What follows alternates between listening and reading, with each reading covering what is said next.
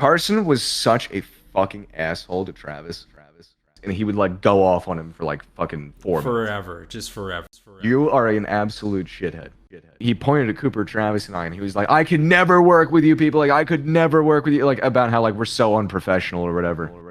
His problem with me the entire time was because, and I quote, he hates me because I'm a Chad. We don't want to exploit anybody or be exploited anymore. But some people just haven't lost their appetite. Do you think there is a place for Carson online anymore? Hey, how's it going, boys? Clappy here. To address the elephant in the room, yes, this is another video about Carson. I don't upload often, or at least I didn't before, and all my content as of late has been about Carson, but I have been so invested in this drama that every day now, I see something that makes me change my opinions on the matter. And just today, I watched the interview of Hugbox that really opened my eyes to every event that's transpired. And not to suck the man's dick, but I truly believe the man is a genius. Now, that can lead to his downfall, but I digress. A little insight into Noah. Noah is one of the most honest people you'll meet. Now, that may seem like a good trait to have, and you'd be right, but Noah tends to use it very aggressively. Noah's character is dangerously brutal, and, well, he's kind of a badass. A trait he's carried for years. Now, where I really started to realise the bulk of the drama was, as I stated before, during an interview that I'll link below if you're curious. The interview discusses some of the finer and more personal details of the relationship between the group at Lunch Club. I truly trust Noah's judgment in this interview. I don't believe he has any reason to lie, but I do believe he could have been clearer in how he thinks about Carson as a whole, and better describe how he doesn't actually despise Carson, because looking at the reception to this video, a lot of people came out with that assumption. The interview has some extra information about the details about Lunch Club, Caterino, how they all met each other, but as for today, I want to go through some of the highlights of the interview, giving my general thoughts and summarizations before comparing it to the Carson situation, then forming my brand new opinion that will probably be changed in 24 hours from now. So, starting off, Noah described a situation which revolved around Carson's lack of respect, primarily towards Travis, a situation that reminded me a lot about what happened to Narrator, another time Carson mistreated the people around him. Anyways, I'll show you that clip. Carson was such a fucking asshole to Travis from the get-go. And like it was very obviously like an insecurity thing to me, because Travis is like on his own, like completely 100,000% fucking hilarious literally all hours of the day. He does not even have to try. Like, that's just his personality, you know what I mean? Yeah.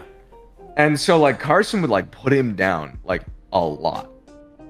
And it was like I'm an older brother, like I have a younger sister, and like that like hits something in me, you know what I mean? Like when I see like somebody who doesn't deserve it at all getting shit on, like that really fucking pisses me off. How the fuck is like CallMeCarson shitting on anybody, dog? I know.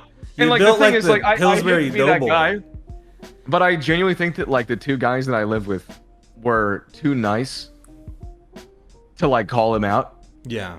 But like I would just pull him aside and basically be like, you are an absolute shithead. Like, not in like a meme way, but I was like, why are you saying what this would he to this do? guy? Like, what would he say? Can you give an example? Like for example, like literally like minor shit. Like Travis would like fucking forget his keys, and he would like go off on him for like fucking 4 minutes. Forever, just forever. You know what I mean? Like just saying like, oh, he's not responsible, these different things. Meanwhile, Carson literally can't operate a dishwasher. Pretty shameful stuff, but I'll get back to that. Anyways, next one that caught my attention was Carson basically harassing the members of Lunch Club, mainly from the perspective of Noah. I was like, I wasn't like being a dick to him or Kate. I was just like, dude, like, maybe walk before you run.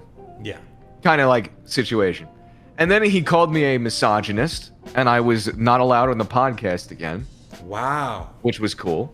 And then he didn't talk to me for like weeks, despite living in the same house as me.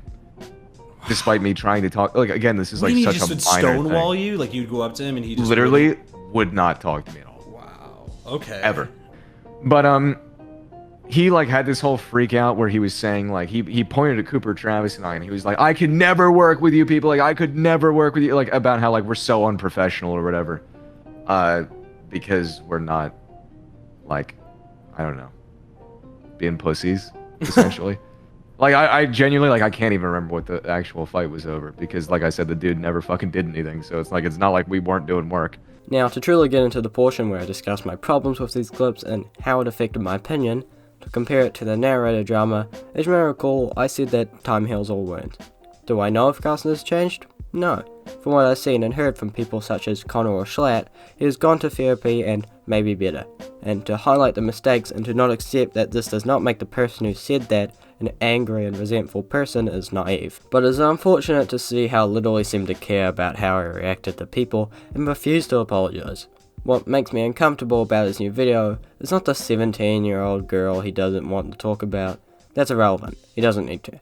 But truthfully, he needs to own up to his absolute lack of decency, and having the goal to not own up to his mistakes doesn't make me completely certain he has learned from his lessons. Just be clear, I believe Carson is redeemable. I think he has his place on YouTube and wherever he may wish. But where that may lead to problems has nothing to do with Carson, or at least it won't be his fault.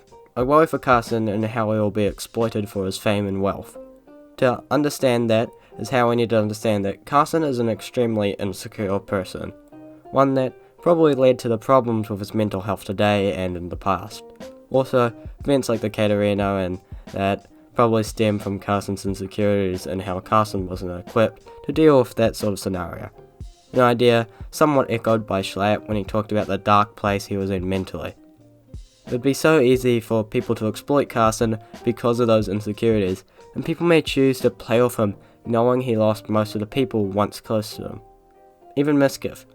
I once said well played to Miskiff about being able to advertise his merch at the same time as his livestream, but now I see that as a bit scummy.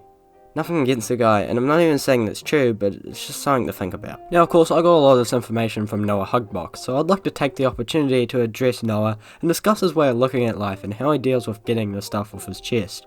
When saying everything that's on your mind every time you can will make people not want to listen to you. Not just that, but you don't want to say something that you'll regret or something that could damage every relationship you have until there's just nothing left. Now, as you said, part of being a friend is to bring up their failures and help them be a better person. Now, whilst that, depending on the scenario, should be dealt with privately, you choose to do it publicly. Which, if you can't reach out to the person and contact them, then it's understandable. But, using for Carson for example, if he becomes a better person, then you detailing all his mistakes for the public eye will only screw over who is now a good person. It would be good for you to say that Carson can be a good person and use this information I know you have to help someone live their life. Not be some sort of hero and do this sort of thing where your friends are telling you to quit it. Anyway, that's all for now. If Noah sees this on the off chance, then feel free to contact me if you want to talk about this or just have like a conversation. And everyone else who sees this, you can do the same thing if you so wish. I'll see you losers next time when we talk about the CallMeCarson streams. Bye.